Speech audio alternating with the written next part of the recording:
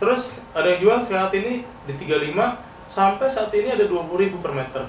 Iya ya. Luar biasa. 20.000. Pengusaha itu kan semua pembunuh.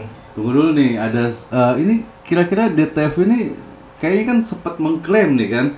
Waktu itu kita belum tahu itu peralihan dari DC ini apa nih teknologi yang printer ibaratnya dinamakan apa. Gimana tuh Bang Muji ya? Kemarin sempat cerita ke saya. Jadi saya gini.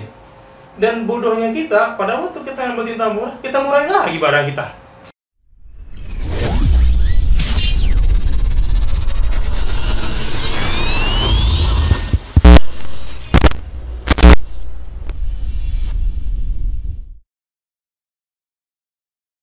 Assalamualaikum warahmatullahi wabarakatuh. Waalaikumsalam. Kembali lagi nih di Print Creative Talk on Air. Oke. Nah, saat ini saya lagi kedatangan tamu, ya tamu spesial lah. Amin, amin, amin. Ini perjuangan apa ya? MB T-shirt itu saya tahu sih dari awal muasalnya gitu sampai sekarang ini. Store-nya sudah mungkin 10 lebih ya, Bang Muji, Bang Mudi ya? Iya. Ya, mungkin segitu yang tadi dari...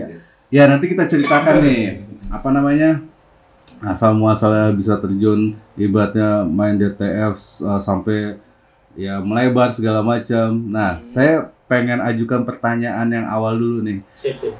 Ini kapan terbentuknya MB T-shirt dan kapan, tahun berapa dan gimana? Jadi untuk MB T-shirt itu sebelumnya jadi gini. Dulu saya sekolah di SMP di Jakarta Selatan. Ya. Pada waktu saya kelas 3 SMP. Nah, saya ada adik kelas itu bikin kaos sablon. Zaman dulu itu masih yang terkenal ya C59. Nah, apa nih, manualan nih? Manual. Pasti solan atau rubber atau Rubber. Zaman dulu tuh rubber. Jadi zaman dulu tuh bikin ke Bandung, ya kan. Nah, terus saya ngikut tuh. Gambarnya apa? Ikut karena saya kelas 3. Saya pikir, ayo, gue juga bisa nih. Saya ikut sama adik kelas itu bikin baju lah. Kita ke Bandung. Ada bikin baju pertama itu baru nggak salah sekitar 50 pieces.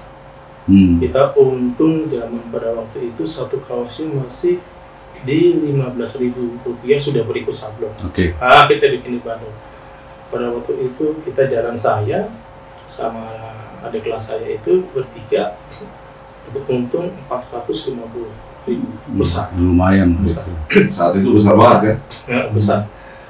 Dan pada waktu itu keinginan saya dulu senang punya Walkman. Dulu itu saya punya Walkman pengen merek Sony. Ayo gue punya. Ya, pengen merek Sony, tapi nggak sanggup. Saya ngumpulin duit, akhirnya beli merek Sony. Sony belinya. Terus teman bilang, oh bagus Aiwa, lebih murah dibanding Sony. Ada studio. Akhirnya saya kumpulin duit, dapat 20.000. Wah, saya main ke Glodok, ternyata nggak sanggup.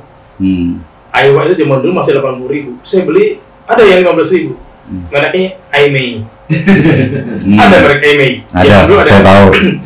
Nah, pas bikin kaos itu, alhamdulillah untung gede. 450 dibagi 3 lumayan.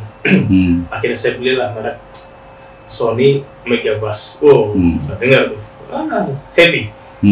Terus akhirnya berjalannya waktu kita lulus. Ini apa? Udah sama ketemu belum? Jadi awalnya gitu. Jadi saya lulus SMP, saya masuk di salah satu SMK di Jakarta Barat, STM 7 Kampung Jawa. Kampung Jawa bro. Kelas 1, kelas 2, saya Mas Budi ini sekelas sebangku. Satu kelas sebangku. Bikinlah, wah Mas Budi kayaknya nih orangnya care, bagus, teman bagus. Ya tetap kita ngikutin masa-masa apa ya, masa-masa muda kan. Ya udah tawuran umum lah. Ya dianya ini nih, tangannya nih, semuanya. Itu masa. Akhirnya pas kelas 2 kita bikin, saya ingat nih, saya pernah bikin baju di Bandung dulu. Iya. Saya ajak Mas Budi. Betul. Nah, mulai terbentuknya dari situ. Betul. Oke. Bud, bikin baju ke Bandung. Gambar ini. Bikin baju. Di STM itu ada 5 jurusan. Saya di bangunan gedung. Dan di satu jurusan itu ada 2 kelas.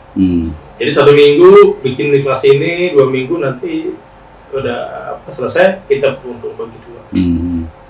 Akhirnya karena udah mulai banyak, saya pernah bikin pas kita ke Bandung, ternyata bikin baju basket itu kita ngambilnya sore, Mas Budi. Iya. Ngambil sore sampai Bandung sore, pulang sekolah sore, terus ada orang keluar dari suci, dari apa? Di apa? Surabaya. Surabaya ya? Iya, Surabaya. Saat itu Surabaya. Bandung. Ya. Orang yang keluar, saya bawa tentengan tuh, ditanya sama dia, bikin baju di mana Mas? Oh di Jalan Surabaya. Tirupati, merek ini gitu.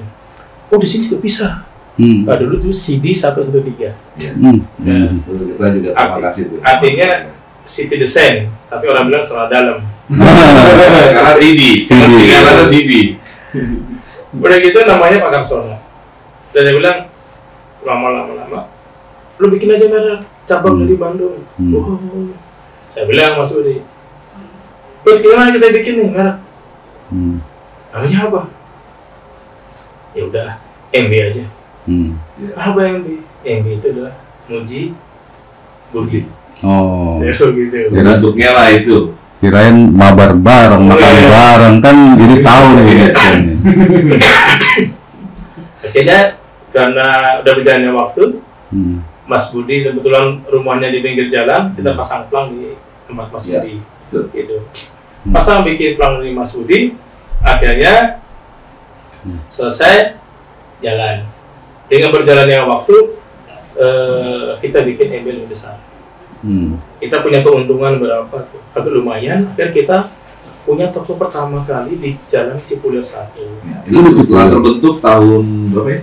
Itu 2000. Setelah lulus di STM. Karena kan saya lulus tahun 99-2000. Nah, saya bilang sama Mas Budi, Mas, kita kalau kerja, tadi mau kuliah. Kita mau kuliah, kita pernah ngambil brosur-brosur di Trisakti, di Mercubuana. Nah, pada waktu saya ke Mercubuana, kita ngambil brosur itu, datang ke situ. Oh, kita di perusahaan di universitas ini bla bla bla bla bla bla. Ngomong pintar kan? Pas saya pulang, dia cuma ngomong begitu ya marketing. Dibanding saya ngomong begitu di sekolah tinggi-tinggi, kenapa nggak saya bikin usaha aja? Nggak perlu saya kuliah. Saya bilang sama Mas Budi, udah buat kita ngelamar kerja aja. Jadi apa? Jadi sales. Ibu saya marah. Sekolah suruh kuliah nggak mau. Tapi mau jadi sales, kerja sales gimana gitu? Enggak mau. Tadi saya di sana ketemu orang yang situ semuanya PR. Ngomong begini. Selama di kuliah sekian tahun itu cuma ngomongnya gitu. Saya rasa lebih baik saya sekolah di kerja di marketing dengan harapan saya dapat ilmu sehari-harinya saya ambil. Terserah kamu lagi. Ya udah Pak, ini saya nggak mau ini. Saya bilang Mas Budi, ya udah buat kita kerja. Kita bekerja, Mas Budi masih emosi bekerja juga. Tapi MB ini tetap ada. Tetap ada. Jadi kita saat itu mendirikan sesuatu produksi yang kita mau jalanin nih. Ya contohnya ya di kaos ya kan produksian ini. Tapi kita sendiri waktu itu saat itu kerja masing-masing. Tapi toko kita bukan kecil-kecilan, kita kontrak tempat di pinggir jalan. Yang sulit itu apa yang pertama itu? Ya dari itu. Nah sebelum kita kontrak tempat, bukalah dulu di rumah dulu, pinggir jalan. Kita pasang pelang tadi. Di mana rumahnya? Di daerah Pos Mumben, Kelapa 2. Oke. Nah berjalannya waktu, akhirnya kita sewa tempat lah. Itu sewa tempat. 1.500 ya? Iya betul. Itu dengan harga kontrak itu 1.500.000 waktu itu. Per bulan. Tahun saat itu ya kan udah berapa puluh tahun yang lalu. Kayak gitu kita juga harus setengah tahun dulu. Iya. Karena memang keuntungan kita 1,5 pada waktu itu. Ada salah satu universitas itu bikin baju sama kita, uang 1,5. Saya bilang kumpulin aja untungnya. Jadi karena Mas Budi juga kerja, saya kerja, jadi keuntungan itu yang kita nggak pernah ambil. Sampai sekarang itu gitu. Nah akhirnya baru di Cipulir tahun 2000 lama-lama baju yang kita kirim, desain yang kita kirim dari konsumen kita kirim ke Bandung kadang-kadang tidak sesuai dengan yang kita harapkan. Kita miss. Ada miss gitu. Nah akhirnya saya pikir kenapa kita nggak buka baju di Jakarta aja? Nah kebetulan pada waktu itu di kampung saya itu yang punya nomor telepon cuma saya dan tetangga saya cuma berdua. Nah ada supir mikrolet, Pak Edi namanya, dia selalu nitip, Mas Uci entah kalau ada telepon dari tukang sablon bilangin saya, mungkin dia mau ngantar barang ke Jelambar. Oke. Nama siapa? Bang Pi. Oke. Dia telepon. Lama-lama saya kenal. Pak, ada apa nih Pak? Oh sablonan ini. Oh ini bisa kayak di Bandung nih. Saya tanya. JT di mana? Oh JT ada tuh di mana maksudnya? Di Tukaran. Bang Ali namanya. Saat itu Bang Ali di Tukaran. Akhirnya sana Bang Ali, ini bisa bikin baju? Bisa. Beli bahannya di sini Tanah Abang. Oh gitu. Itu saat itu kita memang bener-bener nggak tahu ya. Bener-bener buta. Benar. Jadi yang kita tahu proses perjalanan itu kita ke Bandung aja. Zaman mungkin anak-anak tahun-tahun 90-an. Ya, saya masih gitu. Bikin kos di mana? Ke Bandung. Sweater juga. Sweater ke Bandung, jaket ke Bandung. Kaos jersey segala macam itu ke Bandung. Ya. Dulu kayak gitu. Jalan Suci, Suropati. Itu pasti terkenal di sana. Nah, selesai dari situ jadilah kita buat di Jakarta. Setelah berjalan waktu tetap saya dulu sudah pernah bilang sama Mas Budi di waktu STM waktu kita 11 ini kita gabung nih Mas Budi. Saya pernah baca di buku orang untuk join itu paling lama 5 tahun. Nanti kalau suatu saat nanti kita akan pisah, ingat bukan kemauan saya dan kemauan Mas Budi, ingat itu. Nah, kebetulan pada waktu itu udah jalan sampai lebih dari 5 tahun. Saya bilang ya udah, pada waktu itu kita ada punya misi masing-masing sebenarnya sih. Mas Budi punya ini, saya punya keinginan seperti ini. Akhirnya timbullah kita cocokkan. Kita bilang, udah kita buka masing-masing. Oh berarti sempat lepas ya? Masing-masing. Mas Budi juga. Oke, tapi namanya MB. Sama MB gitu. Jadi Budi juga merubah brand itu ya? Mungkin karena Mas Budi, karena saya bilang ini, Mas Budi MB ini kan memang saya yang bikin. Itu. Jadi nggak apa-apa. Nanti kalau bukan namanya MB aja. Mungkin MB apa. Karena kita kayak gini. Dulu tuh kita selalu nomornya itu 179 atau enggak, kalau enggak itu belakangnya 79. Nomor apa itu, Bang? Nomor telepon, handphone. Jadi kita punya handphone dari tahun dari tahun 2000 sampai sekarang nomornya masih ada. Di 9 itu. Yang sekarang dipegang dengan nomor blok M. Oke. Kenapa 79? Itu 79 jalan. Oh, ada historisnya, itu nama jalan. Kayak satu dulu di Suropati ada kaos namanya 171. Artinya tahu nggak Pak Emin? Apa tuh? 171. Bahasa Sunda ini gitu. 171. 171. Jadi buat tim-tim orang udah tahu 171 berarti Anda udah tua sampai. Bang Budi kelahiran berapa sih? 79. Oh, Bang Budi juga sama? Beda. Saya 81. Saya BPKB saya 80 karena kan November. BPKB-nya 80. Tapi luar biasa sih, ini udah tahun 2024 dan sempat bisa terus akhirnya gabung lagi. Jadi awal gabungnya masuk lagi tahun berapa? Ketemu Bang Muji? Di 2006. 2006 ya? Iya. Sorry, 2008. Iya. Jadi 2008. Kita bisa, Mas Budi buka, saya tetap buka. Mas Budi buka di rumah dengan pelangnya yang sudah lama kita pasang. Ya saya tetap di Cipulir yang tadi yang berjalan.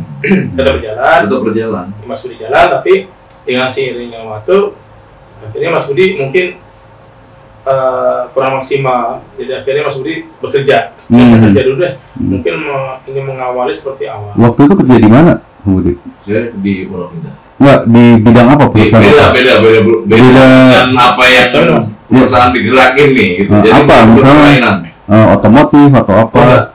Waktu itu jadi keamanan. Jauh kan?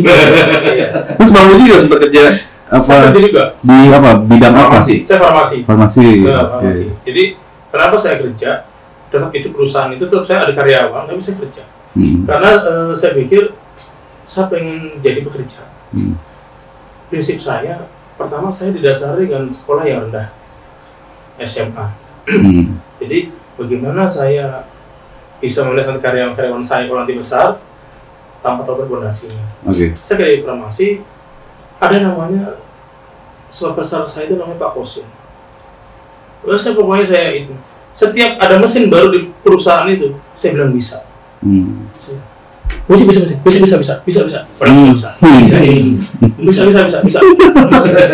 Bisa. Sampai satu perusahaan itu mungkin ada yang bilang saya, Mas, kerja cari muka, ya yang terletap ya, saya diemin aja. Karena tujuan saya bukan itu. Tujuan saya ingin mendapatkan ilmu yang saya nggak dapat. Nah, saya kerja pada waktu itu lama, 3 tahun. Pas saya mau diangkat karyawan tetap, saya keluar. Saya dibilang sama, Ji, kamu ada kemungkinan tahun ini akan diangkat tetap. Saya bilang, jangan saya Pak. Itu kan kalau karyawan semua nggak ada yang tahu. Tapi supervisor saya ngasih tahu saya, jangan saya Pak. Kenapa? Karena saya kerja di sini dan belajar. Wah, kamu sekolah istihara. Padahal supervisor itu orang, saya nggak tahu Cina biasanya kalau nggak Konghucu mungkin ini Kristen. Enggak Pak. Saya minggu besok saya resign. Resign di perusahaan ini ada askes saja, ada jam sostek sekarang. Oh enggak Pak. Saya resign minggu depan. Saya udah punya perusahaan sendiri. Pada waktu itu saya gaji karyawan saya itu 450, sedangkan saya itu digaji situ kalau nggak salah per bulan itu 75.000, seminggu 75.000, apa 125 saya lupa. Sekitaran segitu. Tapi saya jelas lebih mahal saya gaji karyawan dibanding saya digaji. Serasa ilmu saya sudah dapat, saya kira 2008 karena kita sudah punya komposisi di Jakarta, Mas Budi datang ke rumah saya. Mas, saya ini kesulitan dana nih, jadi otomatis karena kesulitan dana bisa bantu apa nih? Saya bilang, kamu usah lagi atau gimana? Oh nggak usah. Terus saya mungkin untuk sementara bantu aja di sini, di MBT Set. Ya udah, kalau emang itu, ya saya alhamdulillah. Mas Budi ini walaupun udah persis dari MB, kadang-kadang saya minta bantuan nih, ketemu kan Mas Budi kerja juga di depan. Mas Budi senggang nggak? Senggang Mas. Pas pulang kerja nih, tolong antar barang ini bisa nggak? Oh bisa. Karena kita udah komit bahwa dulu kita akan berpisah. Tapi hal itu bukan masalah kemauan Mas Budi atau kemauan saya, keadaan seperti itu. Siapa sih yang bisa join bisa lama? Saya bisa 7 tahun sama Mas Budi. Sampai saat ini masih. Nah itu yang ya, luar biasa juga sih. Jadi dalam arti dengan proses perjalanan bareng-bareng sampai sempat sendiri-sendiri, terus sampai bareng lagi. Nah itu luar biasa sih. Ini balik ke MBTZ itu kapan ada di Permata Hijau? Pertama kali tahun berapa itu? Untuk pertama saya agak lupa tuh. Saya itu orang yang tanya buka kios di Permata Jaya yang saya tahu kan ada di situ kan. Itu tahun berapa sih kalau boleh tahu? Itu kayaknya sih belum terlalu banyak lama juga ya. Iya, apa 2018, 2019? 2000 kalau nggak salah itu 10 tahunan. 10 tahun yang lalu lah, kurang lebih. Intinya gini, dulu itu ada T-shirt bar. Nah, T-shirt bar. Saya main GTC, bagus juga. Terus nggak lama ada KPM, Paspos Mania. Saya foto tuh, saya beli baju tapi saya foto doang. Saya berdoa, boleh juga ada punya demo. Nah, kebetulan toko yang saya di Cipulir itu nggak boleh berpanjang. Nggak boleh berpanjang. Kebetulan di ITC ada yang dikontrakan. Akhirnya kita mencoba lah di ITC. Satu kios dulu. Satu kios. Mas Budi udah ini. Nah, akhirnya pada waktu ini flashback lagi nih, pas Mas Budi gabung ke kita, yang tadinya namanya Muji Budi, saya bilang akhirnya namanya Maju Bersama. Jadi MB tetap Maju Bersama. Tapi kan awalnya Budi Muji ya, Muji Iya, Muji ya. Budi, aslinya itu. Nah, terus dari tahun 2000 mungkin pas Mas Budi bisa 2006 mau sih Mas 2008 ya? 2008 2010 baru kembangin. 2010 tuh saya benar-benar baru kuasain semua lagi dengan masalahnya. Kan saya kan masalahnya di Pak Muji ini kan belum tahu nih. Saya mah gabung di 2008, 2 tahun saya pelajarin. Jadi 2010 tuh baru si A, si B, si C jadi gitu. Karena kan beda customer. Saat itu kan saya masing-masing. Oke. Nah, saya gabung lagi di 2008, 2010 baru tuh saya tahu semua si A, si B, si C lah. Udah saya kuasain. Namanya MB Maju Bersama. Nomor teleponnya yang dulu 79 jalan, sekarang 5758. Maju jalan. Wah, ada berarti ada maju mapan. Jadi maju mapan. Dan sekarang mungkin saya sering ngobrol ke orang, sekarang udah banyak tuh maju mapan. Maju mapan. Banyak tuh 57 58 57. Ya itulah. Dah ya berjalan sampai saat ini alhamdulillah saya Mas Budi diizinkan sama Allah tetap bersama.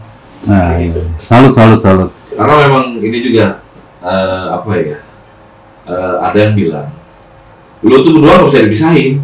Iya. Sampai ada yang bilang kayak gitu. Lu mau berpisah mungkin sementara, terus balik lagi. Tapi emang bener. Dan itu gue ingat orang itu ngomong orang udah lalu. Pas ada dia. Iya. Bukan Gunung Kawi kan? Bukan. Itu kiai ya dia kiai. Nah ini lu berdua wataknya itu masing-masing. Saya karakternya masing-masing. Mau tahu, saya Mas Budi tuh main Jerry. Main Jerry, benar. Tapi lu ini nggak bisa dipisah. Lu pisah sementara bisa, tapi nanti balik. Itu berantem terus sama Iya. Berantem, semua berantem terus. Ya gitulah, Bang. Jadi posisinya perjalanannya MB seperti itu. Berdirinya dari tahun ya 2000. Gitu. Dengan perjalanan yang benar-benar ini mungkin ya untuk teman-teman semua kan ya mungkin proses. Oke. Kita balik ke ini nih, kan sekarang kan lagi tren DTF ya. Iya. Nah, kita bicara kan sempat kita ketemu nih.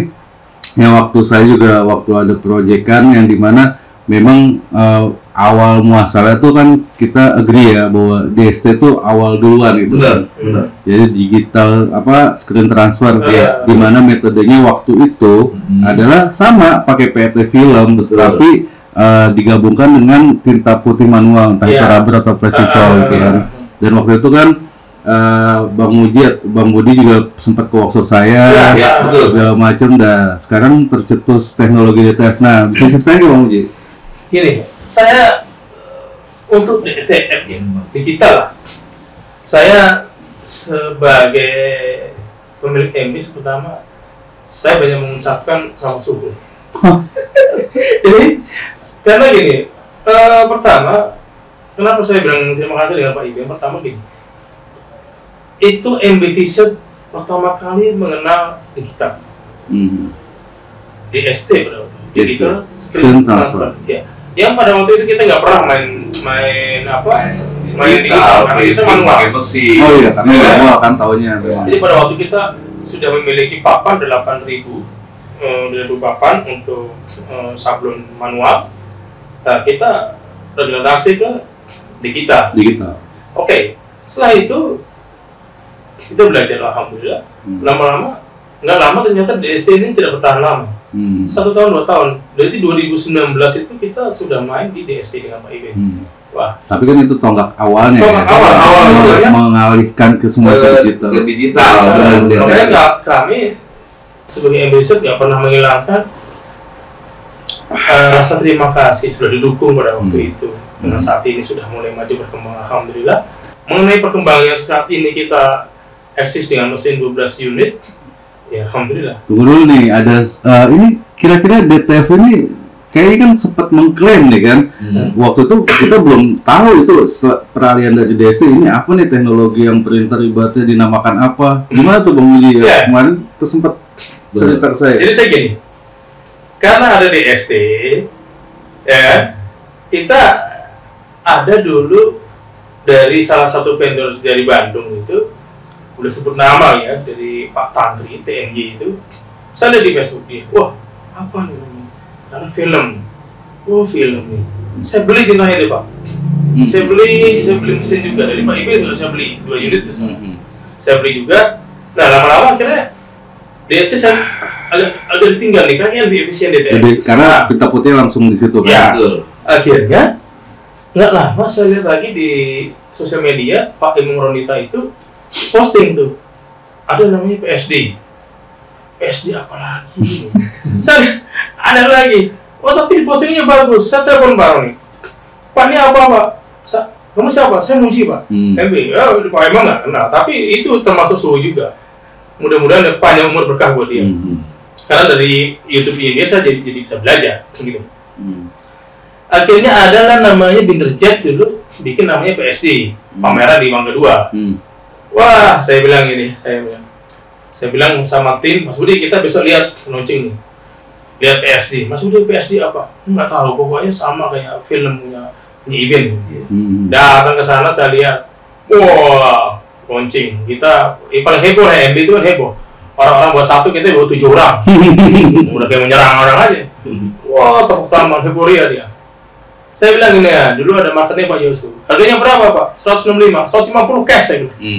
150 nggak bisa Pak. Kalau mau 160 juta. Wah nggak bisa. 150 cash saya bilang. Orang lebih bingung. Ini orang kalau sudah jepit, bajunya kacakan semua beli gitu. Karena fashion saya seperti ini, mau diapa lagi? Akhirnya saya turun, karena jam 12 saya makan.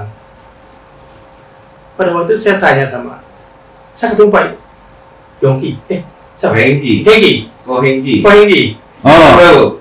Hengki itu pernah ketemu Pak Iben juga. Wah, orang hebat juga nih. Kan juga dia ini. Wah, ternyata ngomong gini.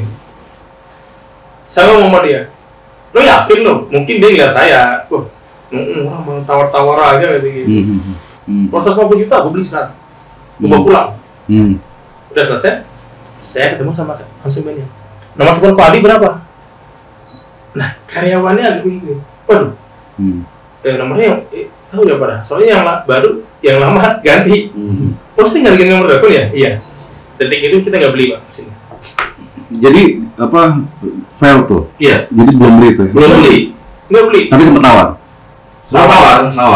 Akhirnya saya bilang sama si Yusuf, ini mesin di sana namanya bukan PSD, saya bilang gitu.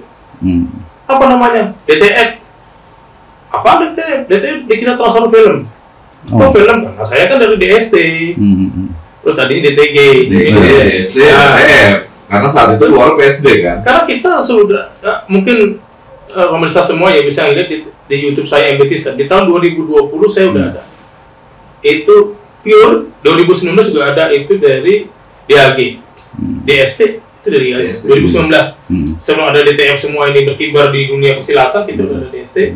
Dan 2020 kita udah ada DTF yang udah kasih nama tuh. Namanya DTF. Berarti dengan kata lain ini ada historis yang terselip nih. Sejarah berarti kalau misalnya diklaim DTF itu namanya ada kontribusi MBT tuh. Mungkin, tapi kan yang mau publikasikan siapa tahu.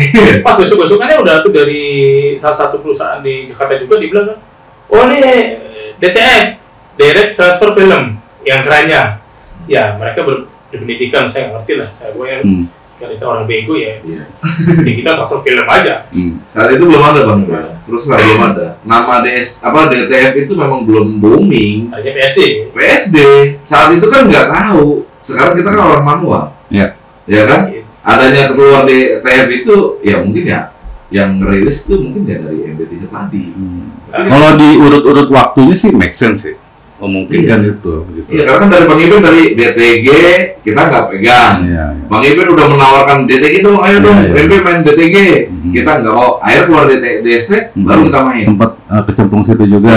Kita akhirnya digital pertama kali di DST kita main. Wah, ternyata memang basicnya kan kita nyambung sama kita gitu kan. Dan warna bagus.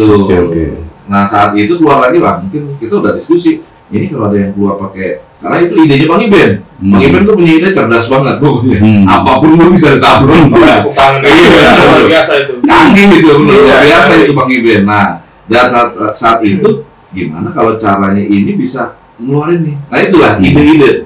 Ide dari Bang Iben itu bisa dikembangin, gitu kan? Dari DSC itu dari manual, campur digital. Memang kalau ini digital semua nih. ini buat informasi juga yang vendornya itu, yang Vinterjet itu juga memang pernah berkunjung ke DAG. Iya. Artinya mereka mau tahu ini jenis powdernya apa, cara transfernya bagaimana. Itu. Nah ini dari historicalnya ya, sebelum waktu mereka import mesin tersebut gitu.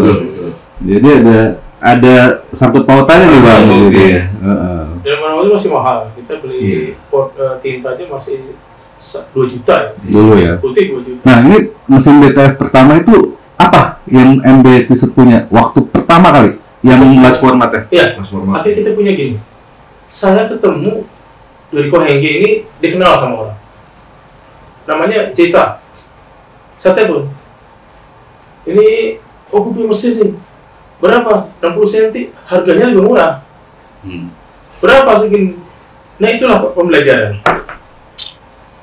Dia bilang gini, saya beli 2 unit deh, tapi kepalanya aja bisa nggak? Kalau 2 unit, mahal sih, karena 230 juta satunya, tanpa apa gitu? Seker. Curing ya. Ya udah, mending lu beli aja sama gua bikin 1,20 meter, harganya 140 juta. Gue pikir sekali jalan 2. Yang lebarnya berarti lebih dari 60 cm? Iya. Jadi sekali jalan 120 meter. Nah, saat itu kan DTF belum booming banget, bahan baku susah. Ya. Kan? Dari transfer dari apa? Si PPL aja belum ada. Bubuknya pakai apa? Saat itu memang bener-bener buta kita. Nah, tapi kan dengan jalannya perkembangan, kita yang saya tahu kan pertama kali Winter launching 60 cm. Iya, memang standar. Nah, sebelum itu 30 cm. Nah, makanya tahu sendiri, kita main dari itu 30 cm. Nah, kan akhirnya perkembangan zaman naiklah 60 cm. Nah, kita dengan jalannya ada 60 cm, ternyata si Jetta baru ini kita yang benar-benar di luar dari ekspektasi. Bukan 60 cm lagi. Mesin pertama itu 120 cm. Wow. 2 PPL jalannya. Kalau gua kasih penghargaan pertama ini pasti MB mengambil langkah hebatnya ekstrim ya orang lain belum melakukan itu. Karena diklaim dari orang Swedia itu bingung. Ini bener mesin DTF, ya kan? Sebenarnya dia bingung ini bener mesin DTF apa bukan? Gitu. Dia sempat tanya. Iya kita jalan ini mesin DTF saat itu baru pertama kali booming. Kita pakai 120. Nah, yang dia bingung itu orang Swedia itu. Kenapa dia bingung? Biasanya 60. Iya, baru 60. Kenapa ini 120? Bingung mereka. Sempat nanyain sama kita gitu. Punya, tapi jalan tetap ada kendala. Iya, pasti lah. Ya, tapi itu tetap berjalan. Dengan masa pada waktu pandemi, alhamdulillah mesin itu sangat mendukung. Pada waktu itu kita karyawan 54 karyawan. Pandemi itu ada mesin itu sangat membantu. Alhamdulillah Allah masih memberi keberkahan buat kita sampai bisa berjalan sampai saat ini.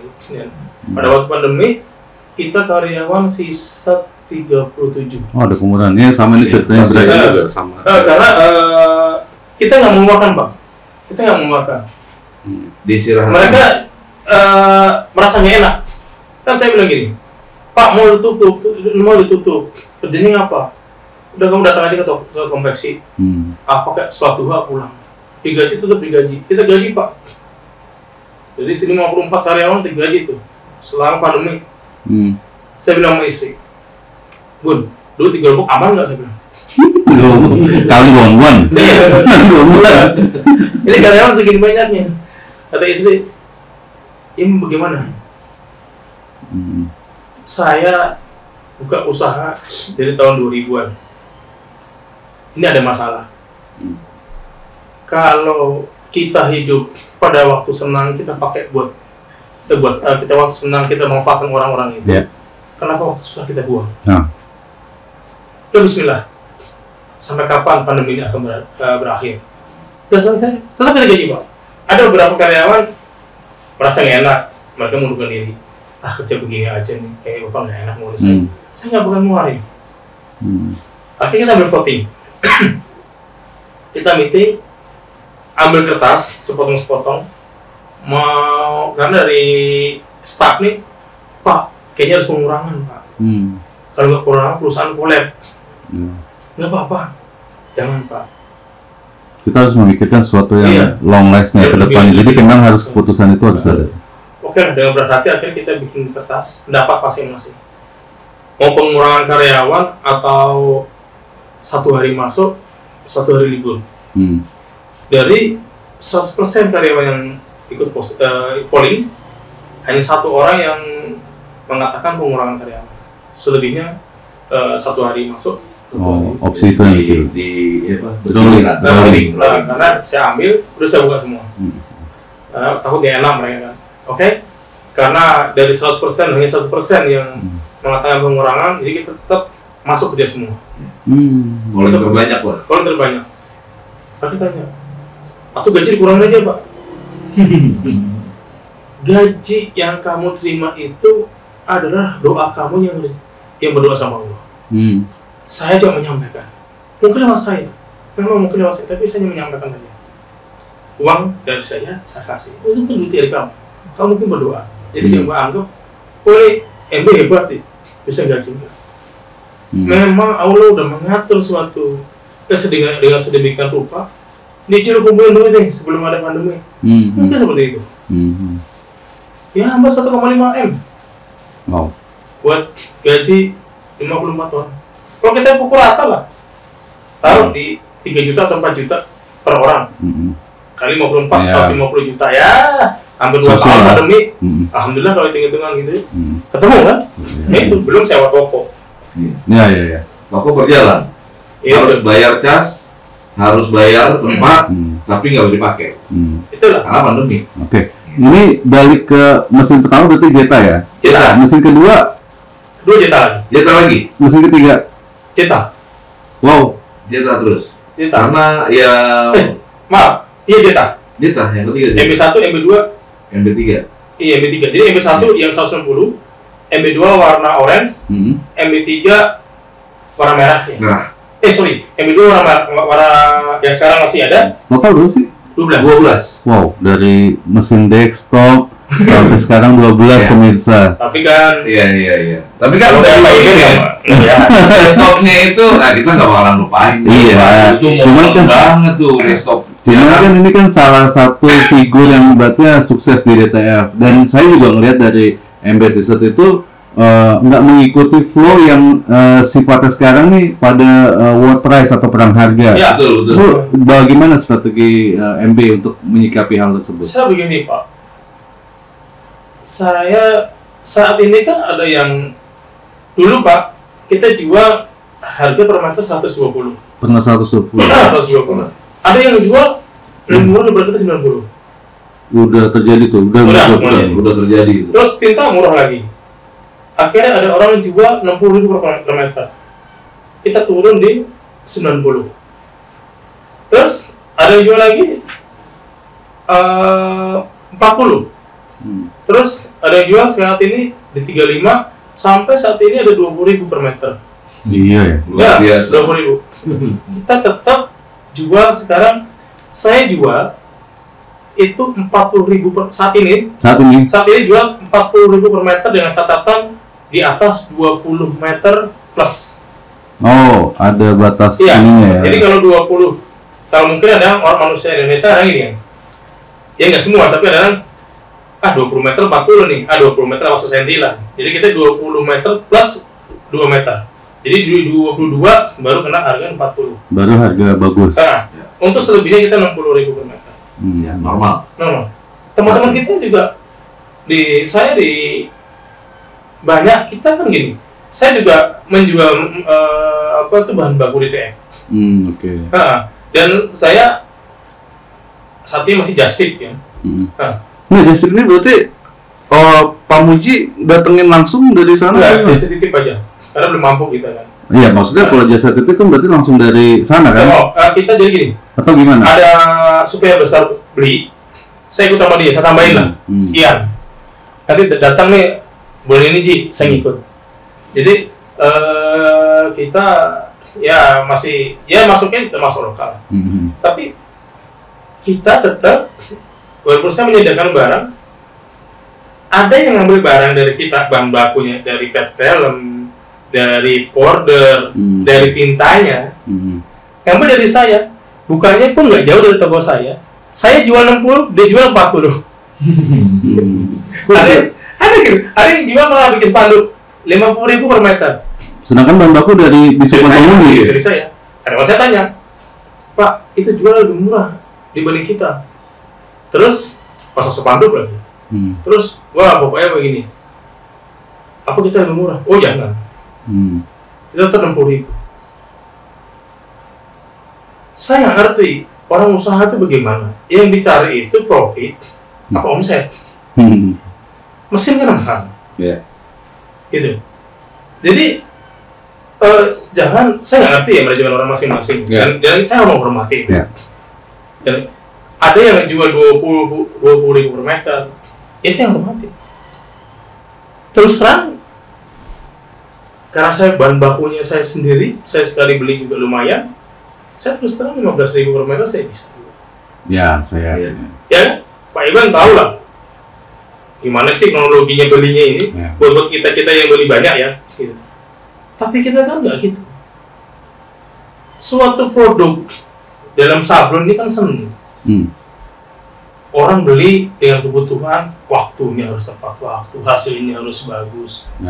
Jadi jangan kita jual barang yang murah. Gitu. Kita harus menjaga kualitas barang yang kita jual. Supaya apa? Jadi bukan orang asal ngeprint udah selesai. Kita ada konsumen datang ke tempat kita harus yakin bahwa bahan baku kita sudah kita riset. Kekuatannya berapa? Dicuci dengan kekuatan ini bisa kuat berapa bulan. Jadi orang tahu, orang tidak kecewa. Dan itu gitu. Jadi saat ini saya hormatin. Ada orang yang jual murah atau jual mahal, itu manajemen masing-masing. Jadi pengusahanya boleh melihat kawan kita atau teman kita dalam berusaha itu di videonya bagus atau bagaimana. Tapi pengusaha itu kan harus punya 4. Kita miliki nggak sifat pejuang? Pejuangnya luas. Nah nanti kedua, kita memiliki nggak sifat tanam tumbuh? Jangan kita pengen kita aja yang bisa hidup, tapi juga harus hidup orang lain. Ya. Nanti yang ketiga, kita memiliki nggak pikiran terbuka? Open mind. Iya, open mind. Harus punya itu. Nanti, ada 5 nih. Yang keempat, kita harus sabar. Memiliki sifat sabar. Dari 4 ini udah ada, kita tutup dengan 1. Kita punya ikhtiar. Kita punya Allah, yang agama Islam, yang punya agama lain punya Tuhan. Kalau Anda punya Tuhan, tanggung jawab dengan Tuhan. Berdoa. Karena segala sesuatu itu tutup, ikhtiar ditutup. Gitu. Jadi, jangan asal melihat. Saat ini siapapun, mau beli barang yang paling mahal pun, seorang bisa menjalankan kok. Gitu. Banyak orang pada beli mesin DTF. Kalian berpikir nggak sih? MB T-shirt jual mesin berapa per meter? 60. Oh, nanti ada bapak ini jual 40. Pak, di sana ada jual 30. Kamu mikir nggak? Kamu maunya B2B atau B2C? Apa C2C? Jangan kita B2C. Kalau bisnis itu konsumen, ya kita susah. Kalau konsumen itu sudah ada market sendiri. Kalau kita pembisnis ya semua pembisnis. Jadi pembisnis ya kayak sekarang memang gini. Supaya besar, dia capek-capek marketingin jual tinta ke bawah. Bawah aja. Itu kan kalau kita main dengan kelas menengah ke bawah, sifatnya menang-mending. Pak Iben lah. Orang yang menengah ke bawah, ada nggak ya konsumen Bapak ikut sama Bapak terus? Nggak ada, Pak. Dia walaupun kita kasih beli tinta harganya 100.000, dia akan carinya 50.000. Betul. Yang 50.000, cari yang 1.000. Betul. Nanti yang 1.000 mencari yang gratis. Nggak ada kita bilang saat ini, oh Pak Iben mau bagus, makasih kok, cakep, gue pesen tinta malu. Besok Budi jual 100. Pak Iben, kok nggak lama sih? Gue beli Pak Budi gini. Nah itu. Akhirnya apa? Dia berpikir lagi, oh sama Iben jual, sama Iben tinta 1 liter sekian, Pak Budi sekian, wah gua ambil Pak Budi. Dan bodohnya kita, pada waktu kita yang tinta murah, kita murahin lagi barang kita. Kan ujung-ujungnya sama. Kalian pikir nggak? Oh, konsumen yang ngeprint DTF sama kita 1 meter umpamanya harganya 20.000 atau 60.000 lah. Ya. Area 58 kali 100. 1 meter. Ya, 1 meter. Kalau bikin logonya 5 cm, kita kan jual biasanya 10.000, 15.000. Saya masih jual 14.000. Pak, logo 5 cm, Pak, 15.000. Ada. Kalian bayangin nggak? Area 58 cm kali 1 meter. Kalau kita bikin logo 5 cm, itu ke samping, jadinya taruh 58 dibagi bisa 8 atau 12. Iya, bisa jadi 100 kali 100 ya. Kurang lebih 150. Harga itu dibagi jumlah tersebut kan? Iya. Kenanya berapa? 120 perak. Berapa? 125 rupiah. Iya. Ya kan? Nah, pada waktu orang itu kita kasih harga 60.000, oke kok, semeter 60.000. Dalam area 1 meter jadi 180 pieces. Dibagi sekian jadi 125 perak. Besok dia akan beli mesin sendiri. Ngapain misalnya yang bernama Iben? Karena mereka terpicik kan. Pengusaha itu kan semua pembunuh.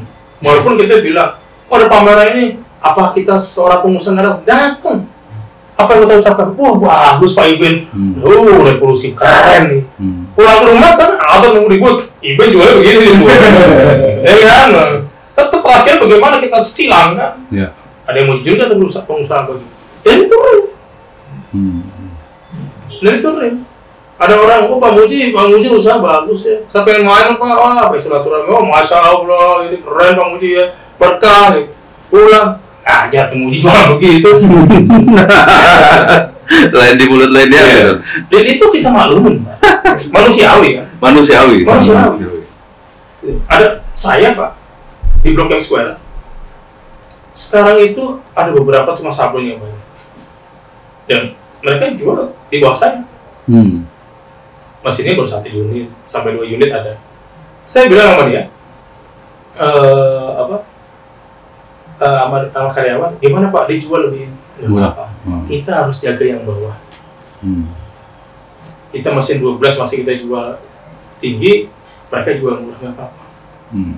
Karena rezeki itu bukan dia yang mendatangkan, tapi Allah yang mendatangkan. Itu Pak. Di MB sendiri ada reseller nggak atau langsung terjunnya ke customer? Langsung ya? Langsung, customer langsung. Makanya dengan DTFI ini gini Bang Iben.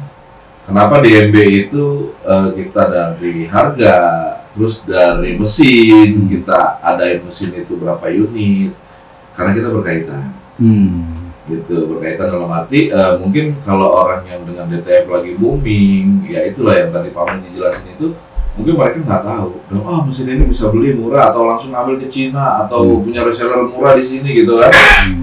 Nah mereka kan mungkin cuma mesin aja gitu, jadi mereka mindsetnya dia tuh berpikir, wah gue bisa jualan juga nih, kan banyak gitu kan. Tapi nggak apa-apa, itu kan namanya orang mau usaha, no problem gitu kan. Nah dengan kalau di MB itu kita masih berkaitan dengan produksi kita.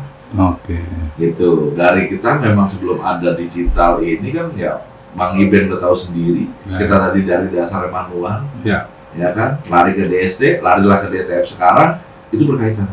Nah, jadi bener-bener udah nyawanya. Iya sih. Gitu, kan. Ini ada nggak kata-kata yang bagus yang baru mulai terjun di DTF? Sarannya apa nih, kan ini kalau dilihat dari runtutan waktu kan, MB ini udah punya mesin dari yang desktop dari yang satu menjadi sekarang tumbuh jadi 12 atau 12 unit. Nah ini saran buat pemain baru gimana Bang Muji, Bang Budi? Saran apa ya Pak? Untuk yang baru mulai gitu ya. Jadi kalau emang ini yang berusaha, datang ke tempat kita belajar atau datang ke suhu-suhu lain yang mungkin kan ilmu kita mungkin nanti digabungkan saja dengan yang lain. Yang penting namanya usaha itu ya cari profit. Gitu. 1 pulpen pun walaupun harganya murah, kita harus bisa menghasilkan 2 pulpen. Jadi usaha itu jangan memiliki sifat saya buka sendiri, tapi bagaimana orangnya bisa buka. Kita di Blok M juga menjadi kiblat jadi orang-orang, karena di MB alhamdulillah Allah kasih rezeki, orang akhirnya lihat, oh bukalah seperti itu, bukalah seperti itu, nggak masalah. Nggak masalah sih. Karena tangan kita dua, nggak mungkin bisa memenuhi kebutuhan 365 juta penduduk Indonesia. Jadi kita juga harus bagi ilmu. Di kami sendiri juga kadang-kadang ada orang datang di toko pura-pura telepon padahal video. Kalau saya lihat saya akan panggil, Pak, gak usah video, datang ke sini, saya ajarin. Gak usah pura-pura pesan untuk botol kita nanti dicari, gak usah. Kita harus tahu porsinya. Kalau kita kuatnya makan nasi, ya makan nasi.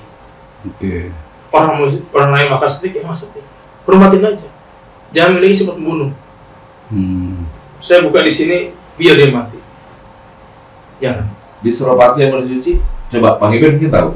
Ya. Di sana berdempetan, tapi emang rezeki udah ada yang ngatur. Nah, itu Bang Iben, rezeki udah saling tukar. Kita harus saling mendukung, Pak. Jadi kalau orang usaha, jangan dianggap musuh. Teman kita tuh musuh atau pesaing. Kita seperti itu. Ya, justru dengan banyaknya varian itu biar customer memilih. Betul. Untuk saat ini siapapun mau buka usaha itu gampang. Mau beli mesin semahal apapun bisa. Bisa dengan cara mengutang, secara apalah. Ya, itu udah gampang banget lah ya. Ya jadi masalah bisa menjalankan nggak? Ya.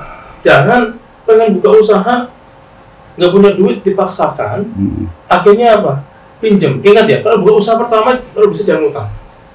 Itu saran dari Bang Uji ya, untuk pengusaha muda atau yang mau terjun langsung. Ya, jangan Pak. Karena begini, kamu ngutang ke suatu bank atau apa, oke minjem 1 juta, pengembalian ngomongnya 12 bulan, mungkin dengan bunga 20% jadi 1.200.000, mungkin buat kalian gampang, sebulan 100.000. Nah ini orang usaha, 6 bulan itu baru jalan. Proses. Dalam 6 bulan ini kamu harus bayar bank 100. Sekarang kamu menghidupkan anak lagi, suami istri, ya kan, anak 2, ya kan, belum tamu yang datang. Ini udah terasa nih, ada cowoknya keluar. Kalau tadi enggak kayak tahu gitu. Tapi makin kena gue. Tapi itu bagus sih, maksudnya usahain untuk pengusaha awal itu usahain dana yang ada lah. Jadi jangan memaksakan ya. Memaksakan, itu motivasi juga ya buat teman-teman gitu. Alhamdulillah di MB dari mesin pertama sampai mesin ke-12 nggak ada yang utang, semua cash. Alhamdulillah. Satu orangnya malas, udah datang masuk deh, ngomong tentang beli mesin, ini ATM baru kebetulin, lo cek, kalau ada duit itu beli, gitu iya, ulang tuh. Gue tadi ada 240 sekian. Ya, 248 ya? Iya, 248. Ada masuknya nih, duitnya 248 juta. Wah, ada, ya udah beli mesin. Beli. Jadi kan duit kosan sama duit kontrakan. Kan kosan itu yang ngurusin ada, kontrakan yang ngurusin ada PRT. Jadi Bang Uji, ini duit setor ya, masnya Bang gitu. Saya nggak percaya, udah berapa tahun loh. Ya, duitnya di ATM itu kan. Saya tuh paling malas, nggak pernah ngeprint, ya ini udah berapa tahun nih, betulin. Ini buat lo cek aja deh, kalau ada duitnya beli. Ulang, ada tuh duit berapa? 248, 248.000, bukan 248 juta, udah beli mesin dah. Terus yang ketiga dia beli. Ya sampai sekarang ya alhamdulillah. Nah mesin bordir ini kita ngansur, bukan ngansur ini, di cashin nggak boleh Pak. Maunya diutangin mau. Iya, maunya ditermin. Dan ada bunga. Oh ya. Saya bilang, kenapa nggak boleh cash? Saya tahu marketing lah. Marketing kan, kalau di cash mereka tidak berhubungan sama kita. Kalau ngansur kan tetap lah. Ya alhamdulillah, ya ngansur. Saya tuh nggak lupa Pak. Dikit-dikit pas salah satu mesin bordir itu kan kalau tanggal 1 lewat, mesin mati Pak, nggak bisa jalan Pak. Jadi ada otomatisnya. Cakep juga tuh. Wah, dia bilang nih gede. Satya pernah nanya, Pak, itu saya lunasin aja. Oh jangan, jangan lunasin. Nggak, saya lupa terus itu. Kalau listrik kan ada token, gue beli tokennya. Jadi saya kan gini Pak, Saya tuh nggak mau mulai pagi itu dengan masalah. Pokoknya saya nggak mau tuh. Iya.